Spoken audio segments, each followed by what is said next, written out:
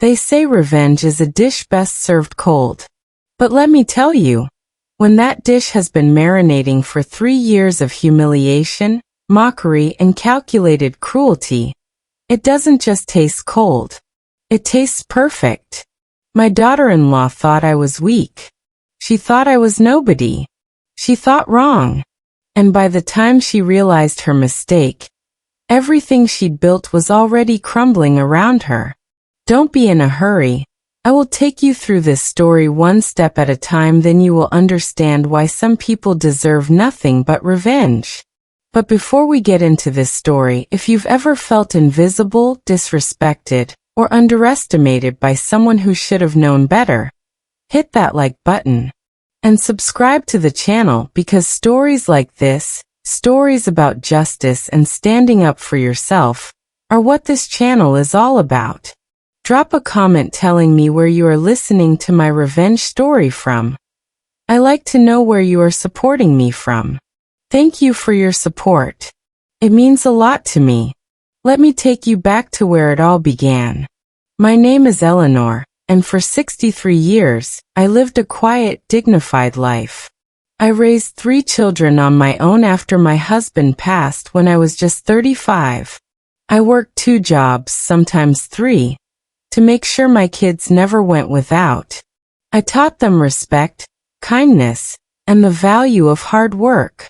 My youngest son, David, was always my gentle one. Sweet, caring, maybe a little too trusting. When he told me he'd met someone special, I was thrilled. I wanted nothing more than to see him happy. Her name was Veronica. The first time I met her was at a small family lunch David organized at my house. I'd spent all morning cooking his favorite dishes: pot roast, mashed potatoes, homemade apple pie. I wanted to make a good impression. I cleaned the house until it sparkled. I even bought fresh flowers for the table. Veronica walked in wearing designer sunglasses and a white pantsuit that probably cost more than my monthly rent. She was beautiful, I'll give her that. Tall, confident, with long dark hair and perfectly manicured nails. But there was something in her eyes when she looked around my modest living room. Something cold. "So this is where David grew up," she said, not quite hiding the disdain in her voice. I smiled warmly. "Yes, we've been here 28 years. Lots of memories in these walls." She hummed noncommittally and sat at the dining table without offering to help. Throughout lunch, she barely touched the food I'd spent hours preparing. She picked at her pot roast like it was contaminated. And when I offered her pie, she laughed. "Oh no, thank you," she said, waving her hand. "I don't do carbs. I have to maintain my figure." She looked me up and down then, just for a second, but long enough that I felt the judgment. I was a bigger woman, always had been, and in that moment, I felt every pound. David didn't notice. He was too busy being in love, too busy hanging on her every word. I told myself she was just nervous, that she'd warm up to me eventually. I was wrong. The wedding was 6 months later. Veronica's parents paid for everything, a lavish affair at a country club I could never afford. I wasn't involved in any of the planning. Veronica made sure of that. When I politely asked if she needed help with anything, she smiled that sharp smile of hers and said, "Oh, Eleanor, this is all a bit above your understanding. But don't worry, we've got professionals handling everything." Profissionals. As if I was too simple to understand weddings. At the reception, I was seated at a back table, far from the family. My own son's wedding, and I was tucked away like an embarrassing relative they didn't want seen. I watched David's face all night, searching for a sign that he noticed that he cared, but he was in Veronica's world now. And in her world, I didn't matter. The real trouble started after they got married. They moved into a beautiful townhouse in the upscale part of the city. David's career as a software engineer was doing well, and Veronica worked in marketing for some big tech company. She made good money, and she made sure everyone knew it. Especially me. Family dinners became a monthly torture. Veronica would invite me over, always on a Sunday, always with this fake sweetness in her voice. "Eleanor, you simply must come for dinner. David misses you so much." But when I arrived, I was treated like the help. "Eleanor, could you set the table?" she'd call from the kitchen, not asking, but telling me to. "And use the everyday plates, not the good china. We'll save those for when important people come over." Important people? I said to myself. I'd set the table while she and David sat in the living room, drinking wine, laughing. When dinner was served, Veronica would always make some comment about my appearance, my clothes, or my life. "Eleanor, are you still living in that old house? Haven't you thought about downsizing? I mean, it must be falling apart by now." "Eleanor, is that the same purse you had at our wedding? You know, they make new styles every season." "Eleanor, you really should try this skincare routine I use. It's never too late to take care of yourself." Each comment was delivered with a smile, in front of David, in front of their friends sometimes, and always with just enough sweetness that if I reacted, I'd look like the crazy one. Like the bitter old woman who couldn't take a joke. David would laugh uncomfortably and change the subject. He never defended me. Not once. I started dreading those dinners. My stomach would twist into knots the entire day before. I'd stand in front of my closet for an hour, trying to find something she wouldn't mock. But nothing was ever good enough. I was never good enough. The worst night came about 2 years into their marriage. It was Christmas dinner. Veronica had invited the whole family, David's siblings, their spouses, even some of her own family and friends. I'd brought a homemade sweet potato casserole, my specialty, something my kids had loved growing up. I was actually excited to share it. When I arrived, Veronica took the dish from my hands and glanced at it like I'd handed her garbage. "Oh, Eleanor," she said loudly, making sure everyone in the kitchen could hear. "You made a casserole. How rustic," she said. Her mother, a thin woman with cold eyes just like her daughters, laughed. "Veronica, be nice.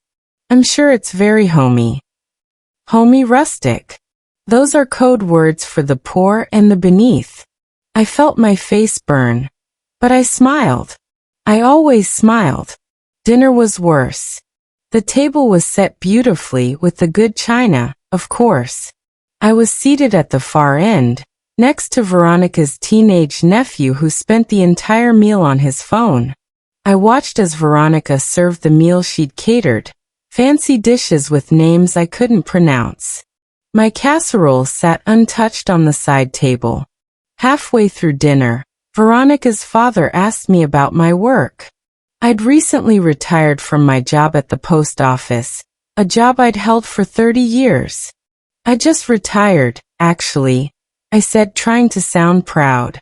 30 years of service. Veronica laughed, that sharp, cutting laugh. 30 years at the post office. "Wow, Eleanor, you really reached for the stars, didn't you?" The table went quiet. I felt every eye on me. My heart pounded in my chest. I looked at David, begging him silently to say something, anything at all. He looked down at his plate without saying a word. Veronica continued, emboldened by his silence. "I mean, I'm not judging. Someone has to do those jobs, right? Not everyone can be successful." Her friends laughed. Her mother smiled. And I sat there, frozen, humiliated, with tears burning behind my eyes but refusing to let them fall. That night, I drove home in silence. My hands shook on the steering wheel. When I got home, I sat in my car in the driveway for 20 minutes, just staring at nothing. And then I cried. I cried like I hadn't cried since my husband died. Deep, ugly sobs that came from a place of pure, raw pain. I was nobody to her. After everything I'd sacrificed, everything I'd done to raise a good man, I was nothing. But something else stirred in me that night, sitting alone in my dark car. Something sharp and cold and patient. If Veronica wanted to treat me like I was nothing, fine. Let her think that. Let her underestimate me. Let her believe I was just a weak, pathetic old woman who would take her abuse forever. Because I was about to teach her a very important lesson. You should never, ever underestimate a mother who's been pushed too far. The months after that Christmas dinner were the darkest of my life. I stopped going to family dinners. When David called to invite me, I made excuses. I was sick. I was tired. I had plans.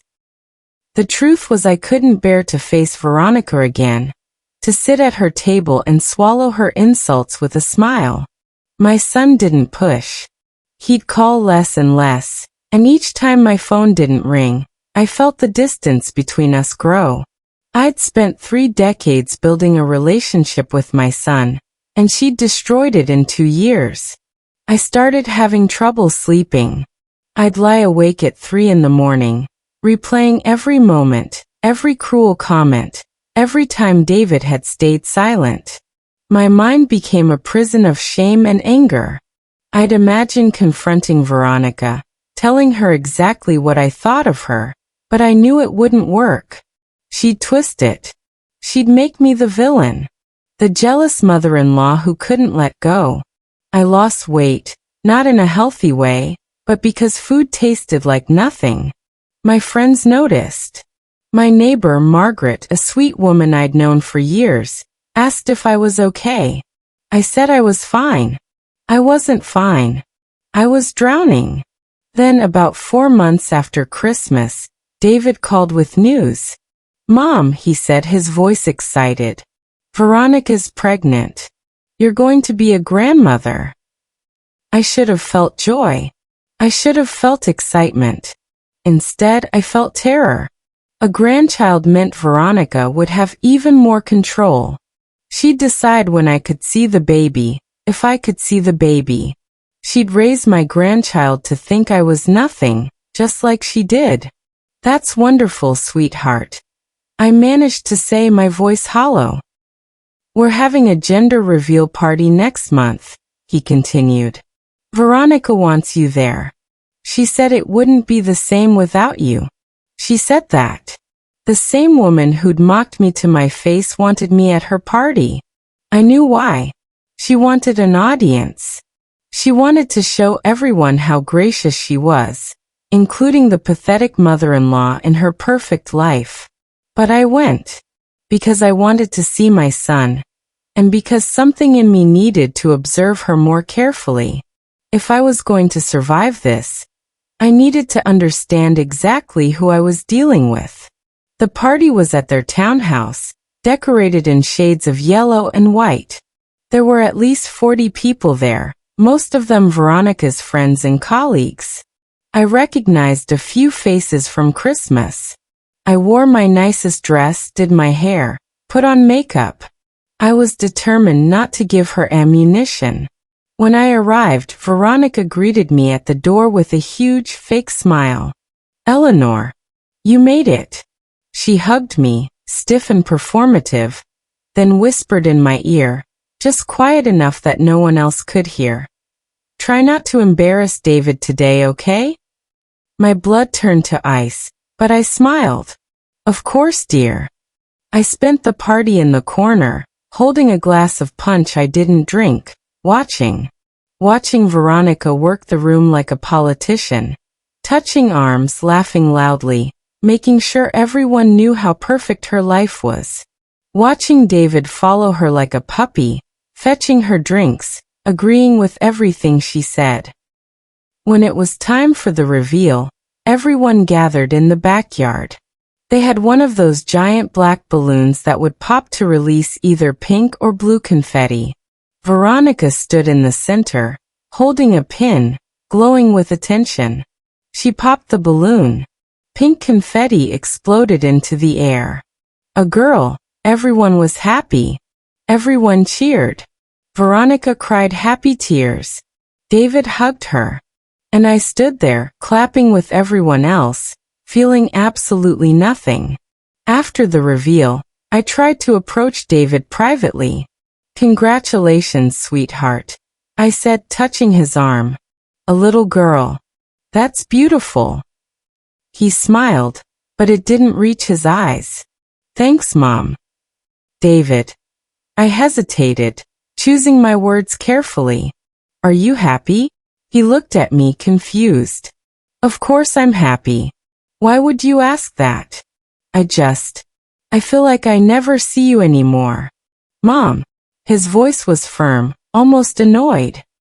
"Veronica said you might do this." My heart stopped. "Do what?"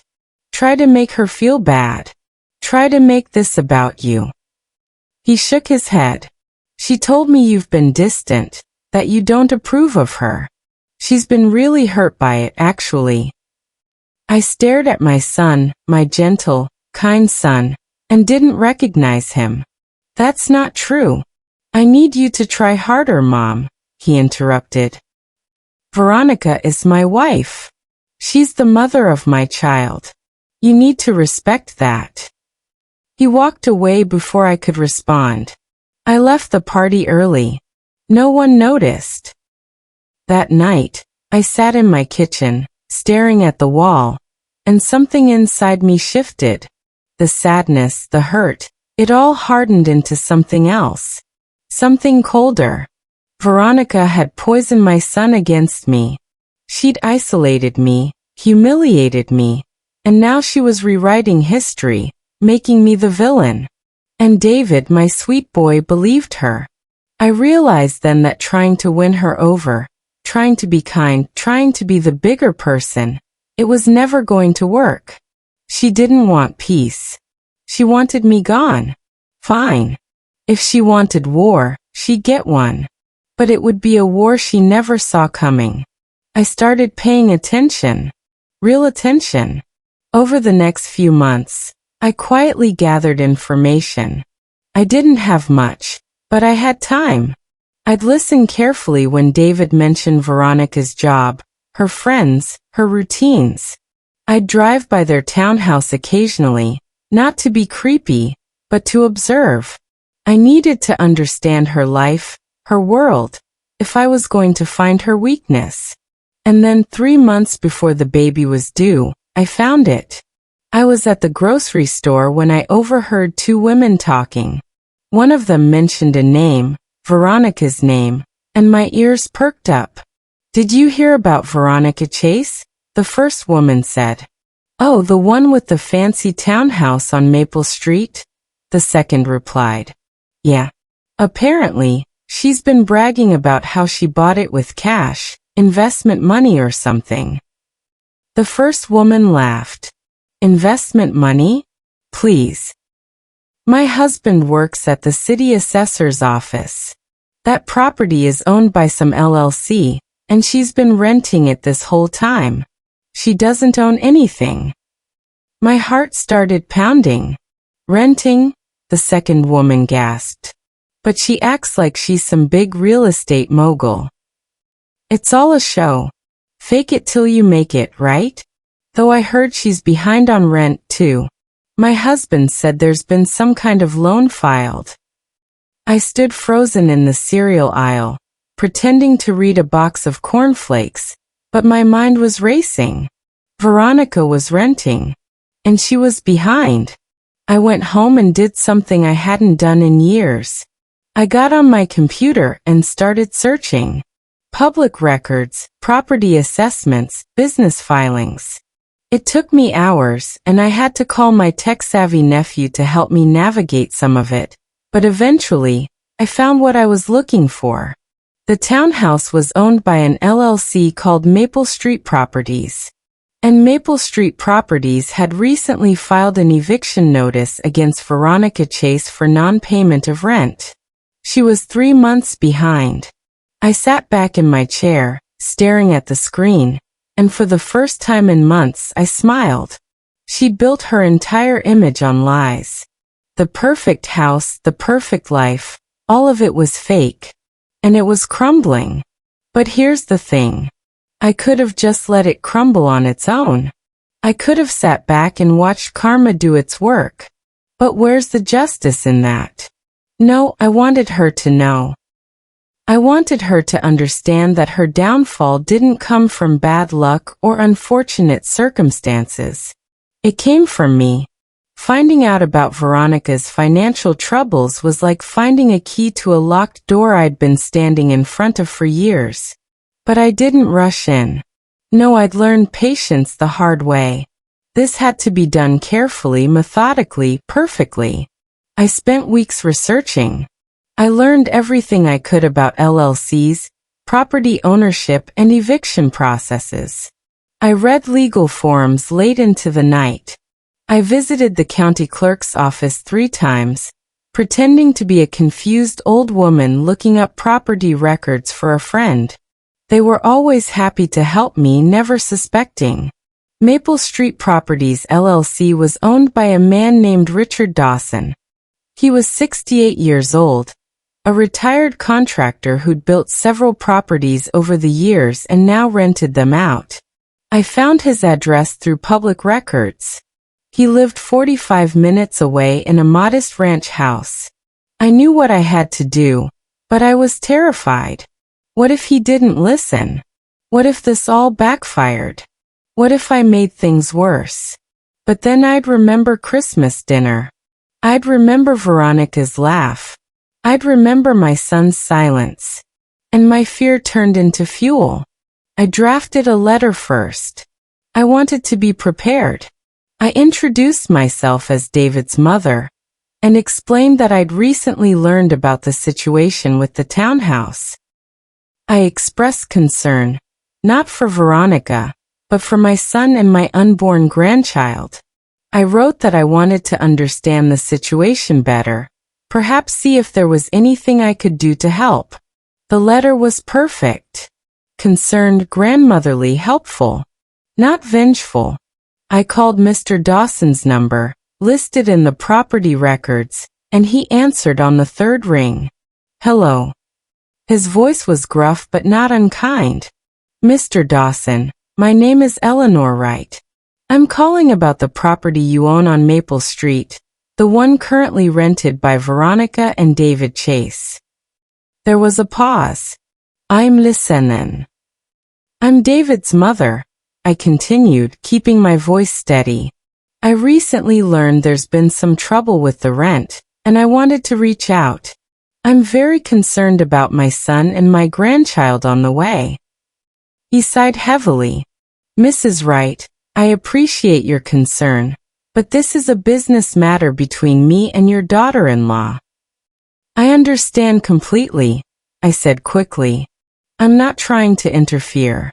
I just wondered if we could meet briefly, perhaps over coffee? I'd like to understand the situation, and truthfully, I may be able to help. Another pause. Longer this time. Help how? He asked suspiciously. I have some savings. I lied smoothly. If the issue is temporary, I might be able to assist. But I need to understand what's going on first. I'm a mother and a soon-to-be grandmother, Mr. Dawson. I just want to protect my family. That did it. His voice softened. All right. There's a diner off Route 9. You know Rosie's. I'll find it. Tomorrow 10 a.m. We met the next morning. Mr. Dawson was a tall man with gray hair and tired eyes. He looked like someone who'd worked hard his whole life. We ordered coffee and I let him talk. Your daughter-in-law, he started, shaking his head, is a piece of work, if you'll pardon me for saying so. I nodded sympathetically. I've noticed she can be difficult. She signed a lease 2 years ago, he explained. The first few months, rent was on time. Then it started coming late. Then she'd have excuses. Her company had a delay in bonuses, her bank made an error, always something. I was patient because they seemed like a nice young couple. But 3 months ago, the rent stopped completely. I asked, though I already knew. Not a dime. I've sent notices, made calls. She either ignores me or promises it's coming soon. Meanwhile, I've got a mortgage to pay on that property. I'm retired, Mrs. Wright. I can't afford to let someone live there for free. Of course not, I said. That's completely unfair to you. I filed for eviction last month, he continued. It's going through the courts now. Should be finalized in about 6 weeks, maybe sooner. 6 weeks. The baby was due at 8. Does my son know? I asked quietly. Mr. Dawson shrugged. I couldn't tell you. I've only ever dealt with her. She's the one on the lease, not him. That was interesting. Very interesting to know. Mr. Dawson, I said carefully, I need to ask you something, and I need you to be honest with me. He nodded. Is there anything I can do to speed up the eviction process? His eyes narrowed. I thought you wanted to help them. I want to help my son, I corrected. There's a difference. Veronica has been lying to him, I'm certain of it. She's probably told him the rent is paid, that everything is fine. He has no idea they're about to lose their home. And when it happens, it'll destroy him. So you want to make it happen faster? He looked confused. I want the truth to come out before the baby arrives, I explained. Right now, my son thinks his wife is perfect. He thinks she has everything under control. But if he loses his home with a newborn baby, he'll finally see who she really is. And maybe, just maybe, he'll come back to me. It was manipulative. It was calculated. It was exactly what I needed to say. Mr. Dawson studied me for a long moment. You really don't like her, do you? She's cruel, I said simply. She's treated me horribly, and she's poisoned my relationship with my son. So no, I don't like her. He chuckled, a dark sound. Well, I can't say I blame you. She's been nothing but trouble for me too. So, I pressed. Is there anything that can be done? He thought about it, sipping his coffee. There's one thing. If she violates any other terms of the lease, major violations, I can file for an emergency eviction. That moves things much faster. What kind of violations? Unauthorized occupants, property damage, illegal activity, that sort of thing. My mind raced. I didn't want to involve anything illegal. That was too risky. But unauthorized occupants. What constitutes an unauthorized occupant? I asked. Anyone living there who's not on the lease. The lease only has her name. If someone else has been living there long-term without my approval, that's a violation. David wasn't on the lease. My son has been living there for 2 years, I said slowly. He's not on the lease? Nope. I remember now, she specifically wanted only her name on it. Said something about her credit being better. Oh, Veronica. You stupid, arrogant woman. So if you documented that David has been living there continuously for 2 years. I trailed off. Mr. Dawson nodded slowly, catching on. That would be grounds for an emergency eviction, yes. And you'd need proof? I'd need something concrete. Photos of his mail going there, utility bills in his name, something that shows permanent residence. I smiled. I can get you that. We talked for another hour. I learned that Mr. Dawson had been trying to sell the property, but couldn't with tenants in it, especially problem tenants.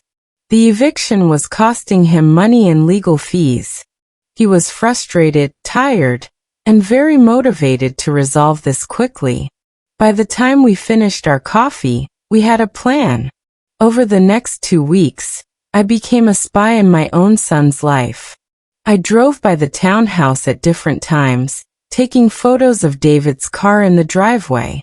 I noted the times, created a log.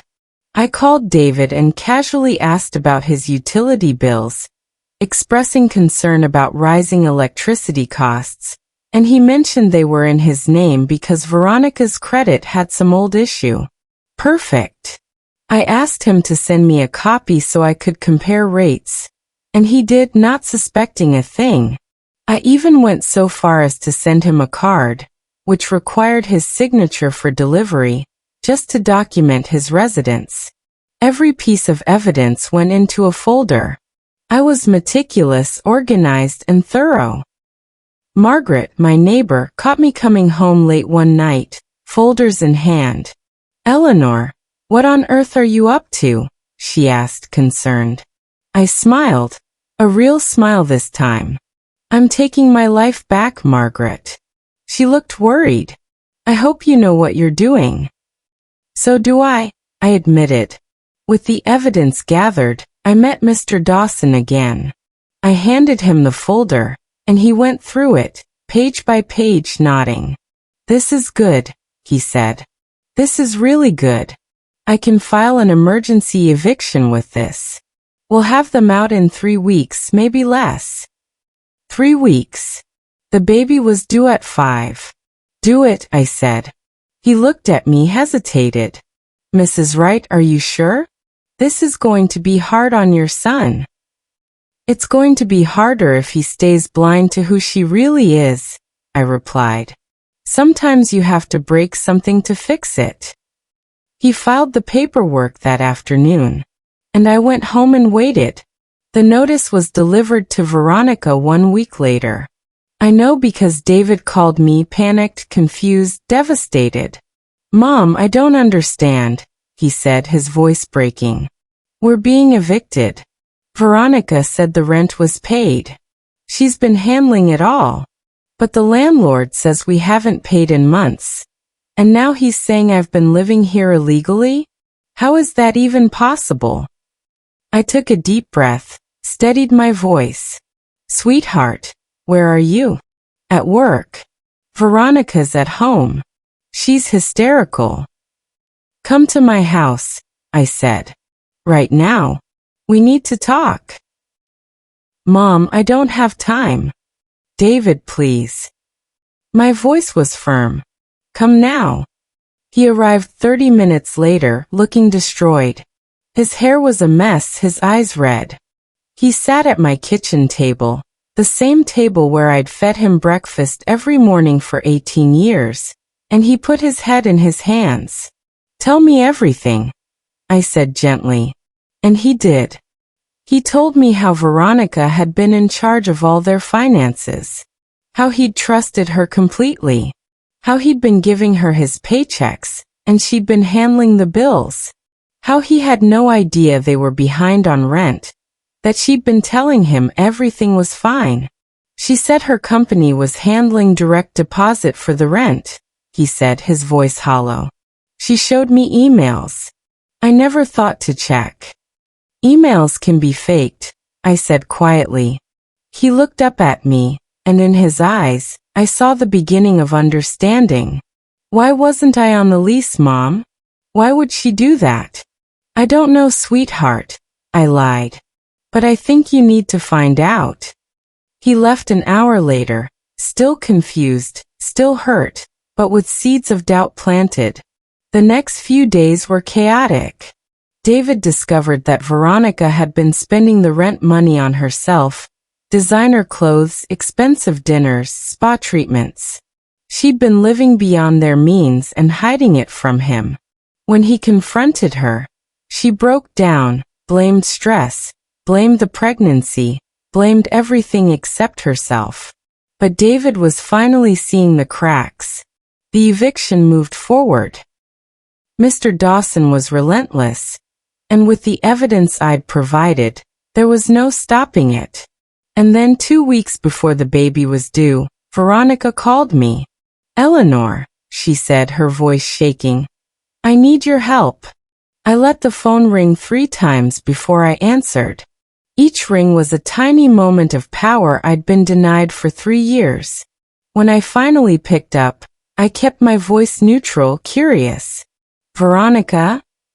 I said, as if I hadn't been expecting this call since the moment the eviction notice landed in her mailbox. "Eleanor, please," she said, and I heard something I'd never heard from her before. Desperation. "I need to talk to you. Can I come over?" Come over. To my small, rustic, homey house that she'd mocked so many times. "Of course, dear," I said sweetly. "I'll put on some tea." She arrived 20 minutes later, and the woman who knocked on my door was nothing like the polished, confident Veronica I'd known. Her hair was pulled back in a messy bun. She wore sweatpants and a stained maternity shirt. Her eyes were red and swollen from crying, and her hands shook as she clutched her purse. She was 8 months pregnant, her belly huge, and she looked absolutely terrified. I opened the door and gestured to her inside. "Thank you for seeing me," she said, her voice cracking. "Sit down," I said, pointing to the couch. The same couch she'd once looked at with disgust. "I'll get that tea." When I returned with 2 cups, she was crying silently, tears running down her face. I sat across from her and waited. I'd learned patience after all. "Eleanor, she started, then stopped. She took a shaky breath. "I made a mistake. A huge mistake. And I don't know what to do." "Tell me," I said, sipping my tea. The story came out in broken pieces. How she'd been trying to keep up appearances, to prove she was successful, to show everyone she'd made it. How she'd been spending money they didn't have because she couldn't bear for people to think she was poor or struggling. How the rent had fallen behind, and instead of telling David, she'd hidden it, thinking she could fix it before he found out. "I never meant for it to go this far," she sobbed. "I thought I'd get a bonus or a promotion or something. I thought I could handle it." "But you couldn't," I said simply. "No." She looked up at me, her face a mess of tears and snot. "Eleanor, please. I know I haven't been. I know it's been difficult. But I'm begging you. David says you have savings. If you could lend us money, just enough to stop the eviction, I swear I'll pay you back." Difficult. That's what she called it. Not cruel. Not abusive. "How much do you need?" I asked, keeping my voice even. $15,000, she whispered. "To cover the back rent and legal fees." 15,000. She had no idea I didn't have that kind of money. My entire savings was maybe 8,000, built up over decades of careful living. But she assumed I did. She assumed, like always, that I existed to serve her needs. "That's a lot of money, Veronica," I said slowly. I know, she said quickly. "But you're about to be a grandmother. Your granddaughter needs a home. Please, Eleanor. I'll do anything." Anything. That word hung in the air between us. I set down my teacup and looked at her. Really looked at her. This woman who'd made my life hell, who'd mocked me, who'd taken my son from me, was now sitting in my living room, broken and begging. And I felt nothing. No satisfaction, no pity, just cold and clarity. "No," I said. She blinked, confused. "What?" "No. Irapata. I won't give you the money." Her face went white. "Eleanor, please. Let me finish," I said, my voice still calm. "I won't give you the money because you don't deserve it. You don't deserve my help, my kindness, or my forgiveness." She stared at me, shocked. "For 3 years, Veronica, you treated me like garbage. You mocked my home, my life, my career, everything I worked for. You humiliated me in front of my family. You poisoned my relationship with my son. And you did it all with a smile, like it was a game to you. I didn't, she started, but I held up my hand. Don't lie. Not now. You knew exactly what you were doing. Every comment, every look, every time you made me feel small, you enjoyed it. You wanted me to know I was beneath you. Tears were streaming down her face now, but I didn't care. Did you really think I'd forget? Did you think I'd just let it go? I leaned forward. You called me rustic. You called me homey. You said I never reached for the stars. Do you remember that? She nodded, sobbing now. Well, let me tell you something about people like me, Veronica. People you look down on. People you think are too simple or too weak to fight back. We remember everything. And when you push us too far, we don't just get mad. We get even. Her eyes widened. What? What are you saying? I'm saying I know about the lease. I know David wasn't on it. I'm saying I know you've been lying to him about the finances for months. And I'm saying I'm the one who gave your landlord the evidence he needed to file for emergency eviction. The color drained completely from her face. You did this. I did, I said, and I felt no shame. You wanted to destroy me? Well, I destroyed you first. And unlike you, I didn't do it with petty insults. I did it by exposing exactly who you are. A liar. A fraud. Someone who cares more about appearances than her own family. She stood up, shaking, her hand on her belly. You're insane. You're a bitter, crazy old woman. David will never forgive you for this. David will know the truth, I said calmly. That's all that matters. He'll know you've been lying to him. He'll know you put your pride above his trust. And he'll know that when everything fell apart, you came crawling to the mother-in-law you spent years destroying, begging for help. You're evil, she spat. No, I said, standing to face her. I'm a mother protecting her son from a woman who was using him. You thought you were so smart, so superior. But you forgot something important. You forgot that the people you step on have families who love them. And sometimes those families bite back. She stumbled backward toward the door, her face twisted in rage and fear. I'll tell David everything. I'll tell him what you did. Go ahead, I said. Tell him his mother gathered evidence that you were committing lease violations. Tell him his mother discovered you were stealing rent money. Tell him his mother was the one who finally exposed your lies. See how that works out for you.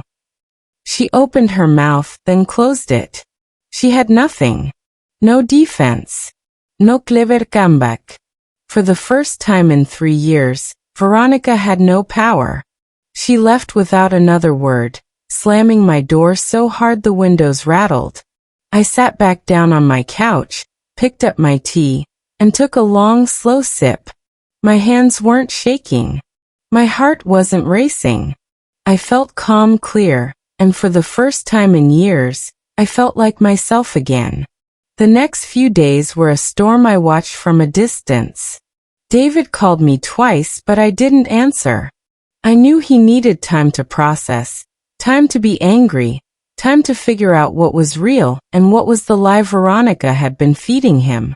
On the third day, he showed up at my house unannounced. I saw him through the window, sitting in his car in my driveway for almost 10 minutes before he finally got out and knocked. I opened the door. He looked exhausted, older somehow, like he'd aged years and days. Mom, he said quietly. Come in, sweetheart, I said. We sat at the kitchen table, the same place we'd sat a month ago, but everything was different now. He didn't speak for a long time. Just stared at his hands, folded on the table. Veronica told me what you did, he finally said. I'm sure she did. She said you sabotaged us. That you gave the landlord information to get us evicted. That you've been planning this for months. That's all true, I said simply. He looked up at me, shocked that I'd admitted it. Why? How could you do that to me? To your own grandchild? I didn't do it to you, I said firmly. I did it because of what she did to me. And because you weren't seeing the truth. What truth? His voice rose. That you're vindictive? That you'd destroy your own son's life because you don't like his wife. David. I kept my voice steady. Ask yourself this. Why wasn't your name on the lease? He blinked, caught off guard. What? Why wasn't your name on the lease? You've been living there for 2 years, paying bills, building a life. Why would Veronica put only her name on the lease? She said, her credit was better. And you believe that? You, with your stable job and good credit, believed that your wife, who apparently doesn't have good credit, was the better choice to be solely responsible for your home. I watched him process that, watched the doubt creep in. Did you ever see the lease? I asked. No, she handled all that. Did you ever see the rent checks? The payment confirmations? She said it was autopay. David, did you ever actually verify anything, or did you just trust her blindly? His jaw tightened. She's my wife. I'm supposed to trust her. Trust, yes, I agreed. But blind faith? That's dangerous. Especially when someone is lying to you. She made a mistake. She made dozens of mistakes, I interrupted. She spent your rent money on herself for months. She hid bills from you. She lied straight to your face over and over. And when it all came crashing down, she didn't come to you first. She came to me, the woman she spent 3 years treating like dirt. Why do you think that is? He didn't answer. Because she knew. I continued. She knew she'd destroyed her relationship with me, and she thought I was stupid enough, or desperate enough, to save her anyway. She thought I'd hand over money, because I'm just the pathetic mother-in-law who exists to serve her. Mom, let me finish. My voice was sharper now. For 3 years, David, I've been silent. I've swallowed insult after insult. I've watched her mock my home, my career, my life, and I've said nothing. I've watched you say nothing. Do you know what that feels like? To have your own child watch you be humiliated and not defend you. His face crumpled. I didn't know it was that bad. Yes, you did, I said, and it hurt to say it, but it was true. You knew. You saw it. You just didn't want to deal with it because dealing with it meant confronting your wife. And it was easier to let me suffer than to rock your perfect boat. Tears started falling down his face. I'm sorry. I know you are, I said softly. But sorry doesn't fix what happened. And it doesn't change the fact that you chose her over me, again and again. What am I supposed to do now? He asked, his voice breaking. We're being evicted. The baby's coming in 2 weeks. Veronica's a mess. I don't even know if I can trust her anymore. I reached across the table and took his hand. You do what you should have done from the beginning. You figure out who you are without her telling you. You look at your life, really look at it, and you decide if this is the marriage you want. The partnership you deserve. I love her, he whispered. I know, I said. But love isn't enough when there's no respect, no honesty, no trust. And David, she doesn't respect you. If she did, she never would have put you in this position. He pulled his hand away and stood up, pacing my small kitchen. I need time. I need to think. Take all the time you need, I said. But understand something. I'm not sorry for what I did. I'm not sorry for protecting myself, for fighting back. She wanted to destroy me, and I refused to let her. If that makes me the villain in your story, I'll accept that. But I won't apologize for surviving. He looked at me for a long moment, and I saw it. The shift. The moment when he stopped seeing me as just his mother and started seeing me as a person who'd been hurt. Really hurt. I need to go, he said quietly. Okay. He walked to the door, then paused. For what it's worth, Mom, I do remember. The things she said. The way she treated you. I remember, and I was wrong not to stop it. Thank you, I said. He left, and I sat alone in my kitchen, feeling the weight of everything that had happened. I didn't hear from David for a week. During that time, I learned through Margaret, who'd heard from her daughter who worked at the hospital, that Veronica had been admitted for early labor. The stress, apparently, had triggered contractions. My granddaughter was born 3 days later. 6 pounds 2 ounces. Healthy and perfect. David called me from the hospital. Mom, she's here and she's beautiful. That's wonderful, sweetheart, I said, and I meant it. How's Veronica? She's okay. Tired. The birth was hard. And you? He sighed. I'm overwhelmed. We're being discharged tomorrow, and we still don't have a place to go. The eviction was finalized yesterday. We have to be out by the end of the week. My heart ached for him, but I held firm. What are you going to do? I found a short-term rental. It's small, not great, but it's what we can afford right now. I've been looking at our finances, really looking, and Mom, it's bad. She maxed out credit cards I didn't know we had. There are bills I never saw. We're in debt, serious debt. I'm sorry, David. I'm staying with her, he said suddenly.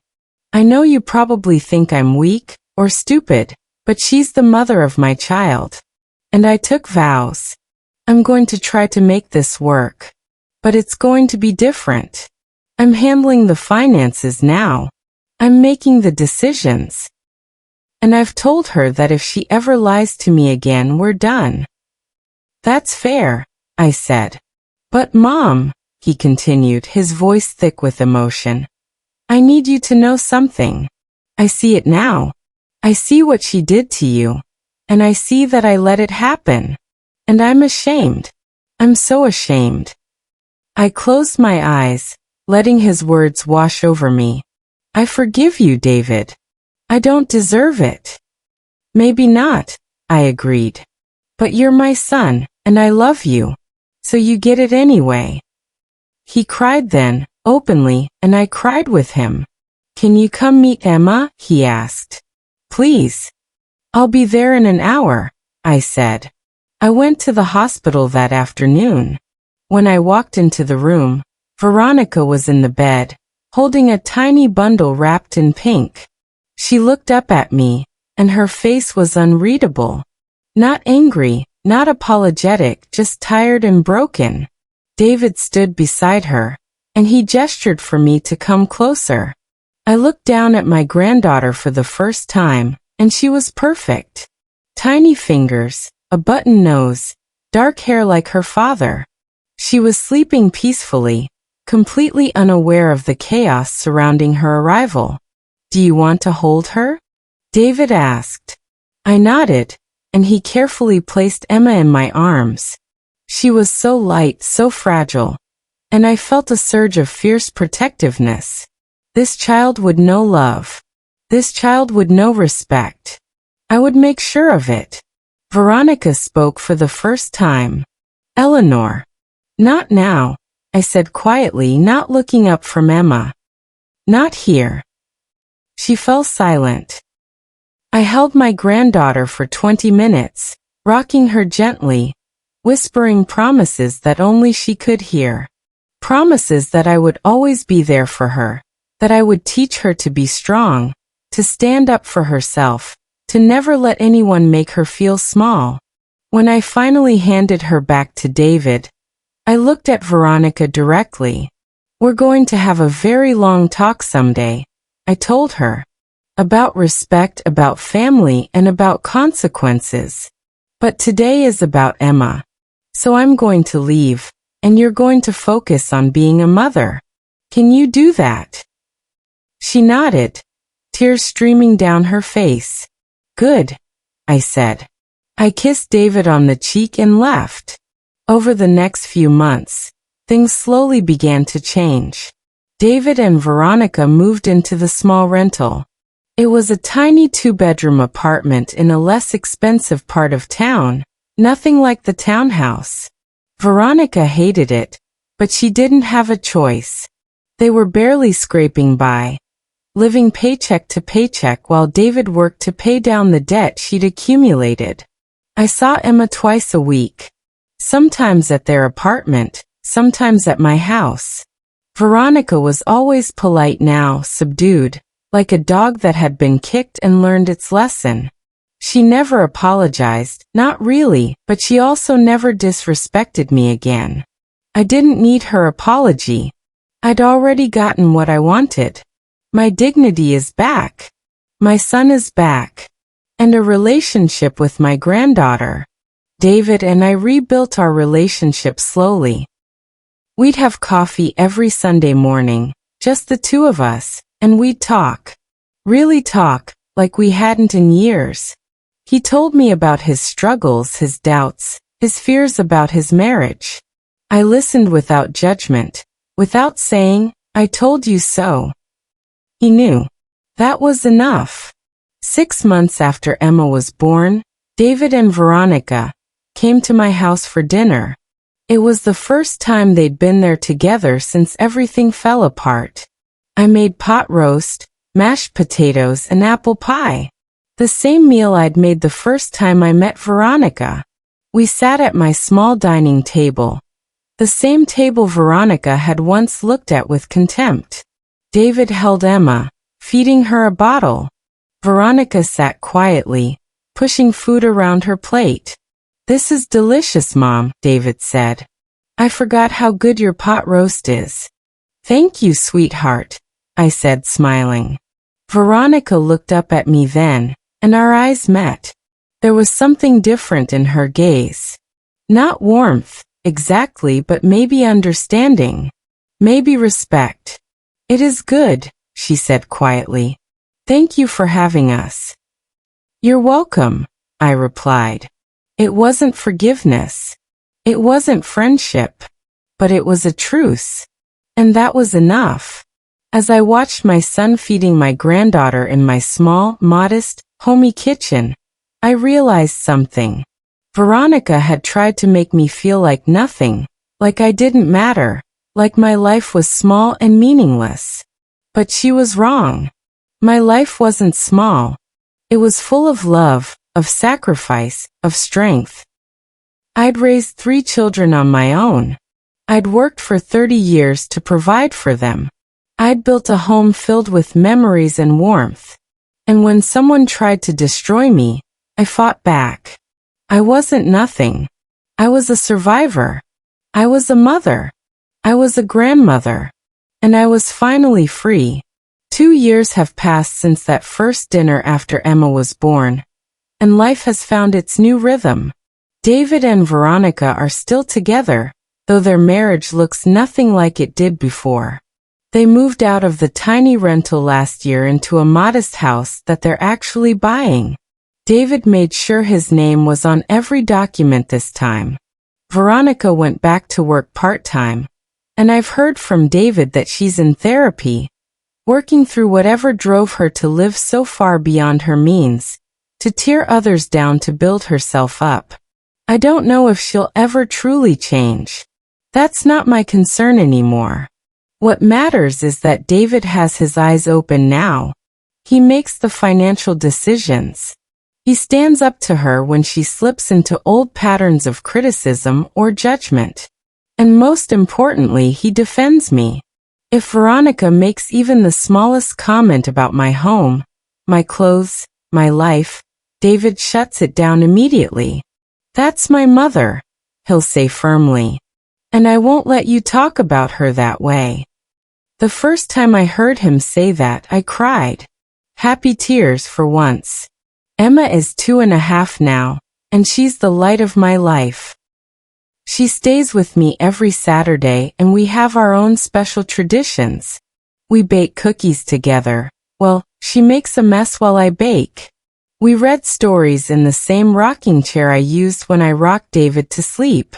We play in the backyard where her father used to play. She calls me Nana, and when she wraps her tiny arms around my neck and says, "I love you, Nana," I know that every moment of pain was worth it to get here.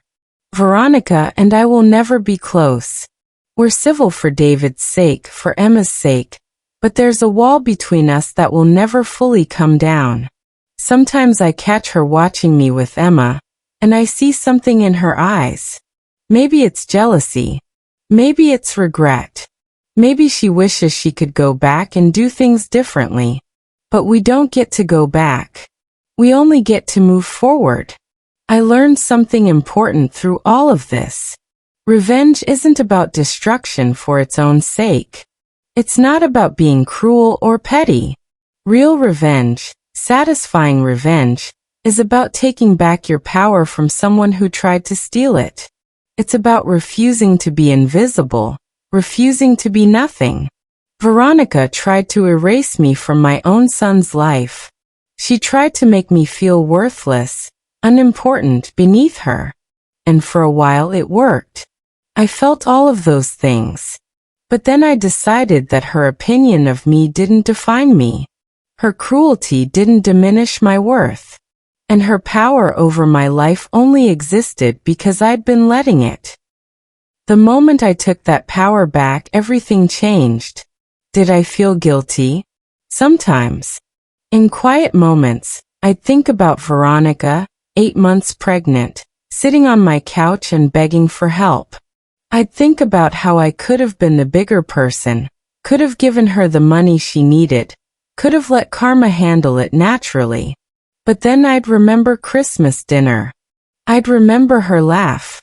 I'd remember 3 years of calculated cruelty.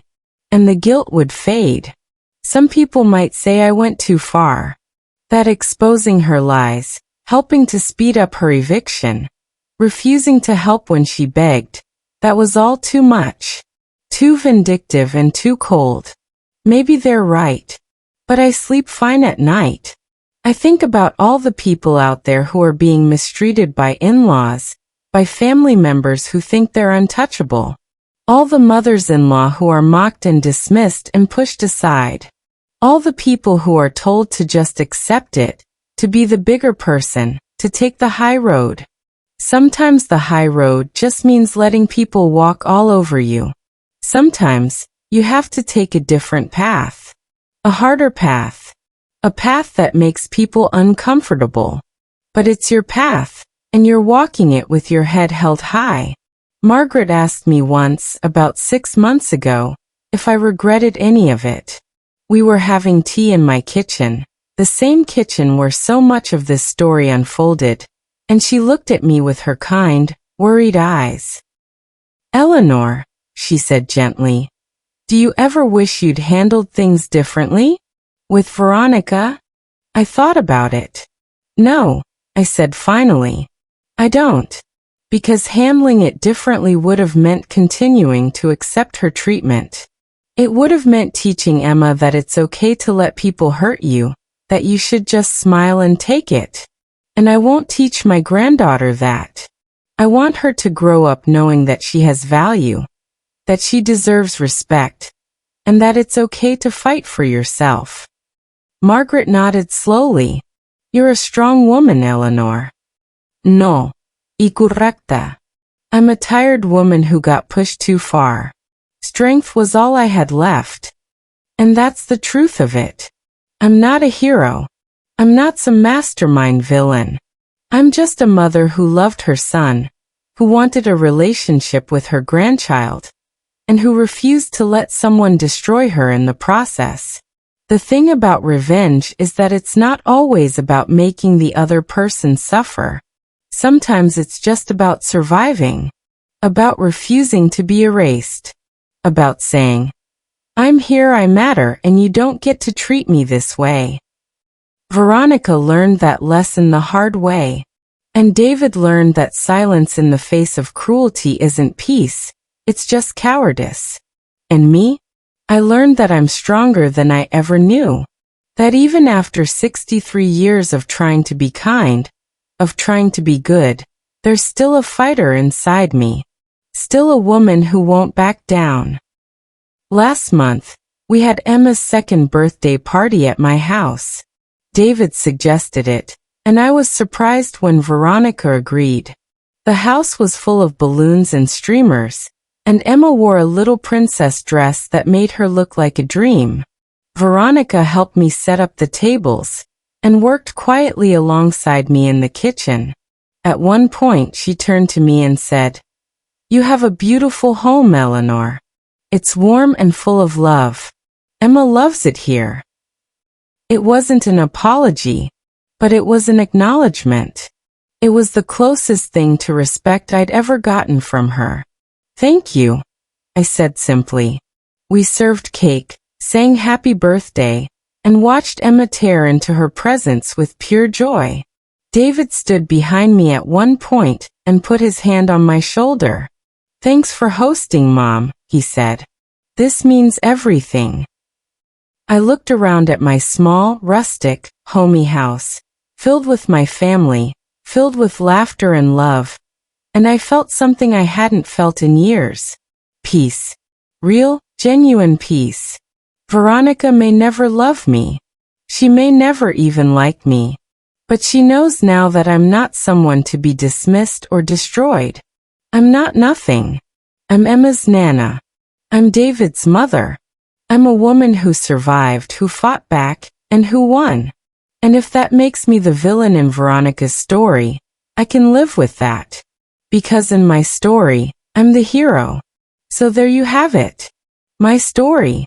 The story of how a daughter-in-law tried to break me, and how I broke her right back.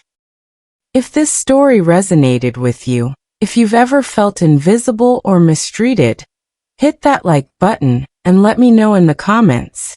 Have you ever taken revenge on someone who wronged you? How did it feel? Subscribe for more stories about justice, revenge, and standing up for yourself. Remember, you're never too old, too weak, or too insignificant to fight back. Sometimes the quietest people have the sharpest teeth.